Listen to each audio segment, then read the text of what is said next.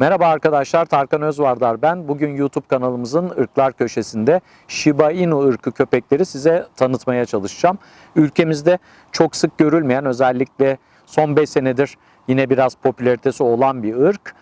Ama çok da sık görülen bir ırk değil Shiba Inu. İsminden de anlayacağınız gibi bu ırkın kökeni Japonya, orijini Japonya olan bir ırk Shiba Inu'lar. Shiba Inu'lar genellemede küçük ırklarla orta boy ırklar, yani small medium arası olarak nitelendirilen köpeklerdir ve çok tipik bir fenotipleri vardır fiziksel özellikleri açısından. Yani nerede görseniz tanıyabileceğiniz, birazcık tilkiyi andıran köpeklerdir. Aslında Shiba Inu'lar da çok geçmişi çok eski olan, yapılanması çok eski olan ve Japonya'da Asya'dan köken alan Spitzlerin melezlenmesi sonucunda çok eski zamanlarda saflaştırılmış ırklardan biri. Japonya'nın kendine ait ırklarından biri. Ve Akita Inu'lara da çok benzerlik gösterirler. Fakat tabii Akita Inu'lar yaklaşık olarak bu köpeğin 7-8 katı büyüklükte oluyorlar. Bunlar ufak yapılanması olan köpekler Shiba Inu'lar ve söylediğim gibi Japonya'nın milli köpeklerinden biri. Bu köpekler evde beslenmek için çok ideal köpekler ama şu konuda yanılmamak gerekiyor. İnaktif köpekler değil, oldukça aktif, hareketli, meraklı ve başına buyruk ve inatçı köpekler. O yüzden küçük yaşlardan itibaren iyi eğitim programları uygulanması gerekiyor. Mutlaka Shiba Inu sahiplenecek olan kişilerin itaat algısı ve özellikle odaklanma yönünde iyi çalışma yapması gerekiyor. Çünkü odaklanma problemi olan köpeklerdir Shiba Inu'lar. Daha çok çevresel uyarıcılarla ilgili olan köpeklerdir Shiba'lar. O sebepten ötürü ev içerisinde ya da apartman dairesinde beslenecek olan Shiba'ların mutlaka itaat konusunda baştan itibaren, bebeklik döneminden itibaren ve odaklanma konusunda çalıştırılması gerekir. Söylediğim gibi küçük ırk gibi olsa da hareketli olan köpekler ve zannedildiğinin aksine son derece cesur olan köpeklerdir. Eğer düzgün ortam bulursa ve kendini ifade edebileceği bir ortam yakalarsa o ortamda ortamı korumaya yönelik tavrı da olabilen köpekler ki çok geçmiş zamanlarda Japonya'da bu köpekler avlarda kullanılırmış. Aynı zamanda bahçelerde, sınırlarda koruma ve haber verme, alarm görevi görmesi açısından da kullanılırmış. Ama popülarite kazandıktan sonra bu ırk tıpkı bütün popüler ırklar gibi çok fazla üretim hedefli olmak ve merdiven altı üreticilerin sayısının artmasına bağlı olarak da bugün de karşımıza çok çıkan, çok rastladığımız Shiba Inu'larda çekiniklik davranışı çok rastladığımız bir şey. O yüzden kritik sosyalizasyon döneminde her Spitz ırkı köpek gibi, ki bunlar da Spitz'ten köken aldığı için çekiniklik baş belası olacak bir şey. Bu da genellikle kritik sosyalizasyon döneminin iyi kurgulanmaması sonucu oluşan bir şey. O sebepten ötürü bir Shiba Inu sahibi olacaksanız özellikle annesiyle ve kardeşleriyle en az 2 ay geçirmiş olması ve bu dönem içerisinde profesyonel eller tarafından türdeş ve tür dışı sosyalizasyonlarının yapılmış olmasına özellikle dikkat etmeniz gerekir. Renk varyeteleri gördüğünüz gibi kızıl ve sable'ın tonları şeklinde olur. Yani bozla kızıl arasında hakimiyeti olan bir vücut yapısı olur ve suratında ve ayaklarında beyaz lekelenmeler, kuyruk uçlarında beyaz lekelenmeler gözlemleyebilirsiniz. Bu köpeğin en tipik yerlerinden biri kuyruğu. Normalde bu şekilde duran bir kuyruğu var. Tıpkı Akitalarda olduğu gibi kalçasının üstüne kıvrılan bir kuyruk yapısı var. Söylediğim gibi normal bir mental algı içerisinde olduğunda çok cesur olabilen köpeklerdir. Bu köpeklerin diğer Spitz'lerde olduğu gibi özellikle obje korumaya, yemeğini korumaya karşı ilgisi biraz yüksektir. O yüzden bu ırkı besleyecekseniz küçükten itibaren yemeğini, yemek terbiyesini, mama terbiyesini iyi organize etmek gerekiyor. Çünkü söylediğim gibi tüm Spitz'lerde olan yemek koruma davranışı Shiba Inu'larda da gözlemlediğimiz davranışlardan biri. İyi sosyalize edilmediği takdirde türdeşleriyle de anlaşma problemleri yaşayabilen bir ırk. Özellikle erkek Shiba'lar seksüel gelişimleri sonrasında diğer erkek Shiba'lara karşı toleranssız olabiliyorlar. O yüzden ya erken dönemde kısırlaştırma ya da küçükten itibaren sosyal algıların gelişmesine, türdeş sosyalizasyonuna dikkat etmek gerekiyor. Son derece sevimli köpekler, görüntüleri çok güzel, masif görüntüleri olan köpekler, kompakt yapıdalar.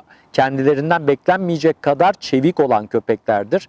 Çok iyi sıçrayabilirler, çok iyi tırmanabilirler ve söylediğim gibi küçük ırk olmasına rağmen evet apartman dairesinde beslenmeye çok uygun bir köpek ama iyi egzersiz planı içerisinde olunması gereken küçük ırklardan bir tanesi ve çok da küçük ırk değil, ortayla küçük ırk arasında olan bir köpek. Oldukça iyi bir kürke sahip. Tıpkı Akita Inu'lardaki gibi sağlam bir undercoat'u var. Alt tüy yapısı çok sağlam. Soğuğa karşı oldukça dayanıklı ırklardan biri. Tüyleri haftada en az 3 kere taranma ihtiyacı içerisinde olan tüylerdir. Mutlaka ters düz şekilde taranıp özellikle alt tüyünü korumak hedefli olarak taranmaları çok önemlidir. Evde besleyecekler için söylüyorum. Orta seviyenin üstünde tüy dökülmesine sahip köpekler. Çünkü sağlam bir alt tüy yapısı var. Ama iyi taradığınız takdirde eser miktarda tüy dökecektir. Tolere edilebilir şekildedir ama tabii ki insanların toleransları birbirinden farklı olabilir ama her köpek gibi Shiba'lar da tüy döker. Özellikle alt tüy yapısı sağlam olduğu için tüy dökmesi de orta seviyenin üstünde olan köpeklerden biri. Söylediğim gibi dişiler biraz daha utangaç karakterli ve çekinik olabiliyorlar. Erkekler biraz daha aktif olabiliyorlar. Her köpek ırkında rastlayacağımız gibi ve erkekler aynı zamanda birbirlerine karşı dominant davranışlar şekillendirebiliyorlar. Eşseksüel dominasyon dediğimiz olguyu gözlemleyebiliyoruz Shiba'larda. Söylediğim gibi dikkatleri dağınık ırklar olduğu için, odaklanma problemi yaşayan köpekler olduğu için odaklanma çalışmaları çok önemli. Temel programları öğrenmesi gereken bir ırk ama düzgün yetiştirildiğinde çok uyumlu olabilen köpekler. Özellikle serbest gezintilerde çok dikkat edilmesi gereken köpekler. Aklı çok çabuk dağılabiliyor ve marjını genişletme hedefli merak çok fazla bunlarda, tıpkı Beagle'larda olduğu gibi.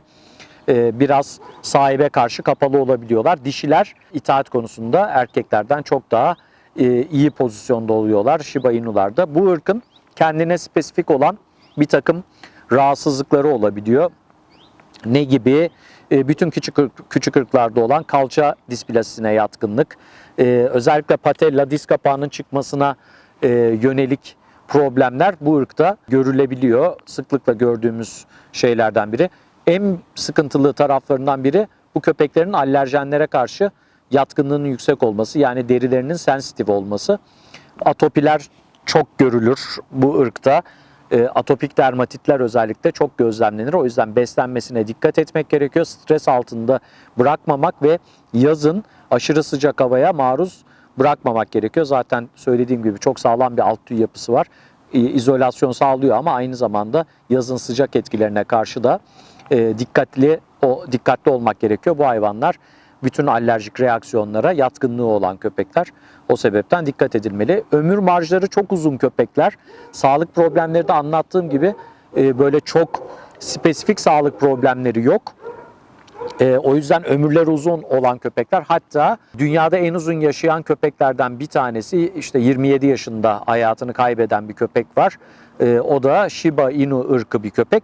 Oldukça uzun yaşam marjı olan bir köpek olduğu için ev içerisinde bir arkadaş olarak sizi üzmeyecek, erken kaybedeceğiniz bir ırk olmaması açısından Shiba Inu'lar tercih edebileceğiniz ırklardan.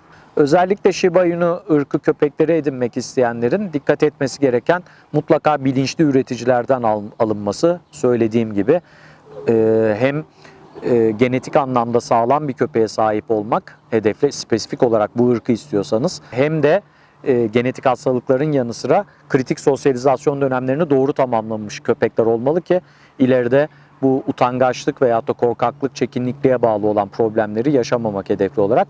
Ve bir Shiba Inu ırkı köpeğe sahipseniz beslenmesine de dikkat etmelisiniz.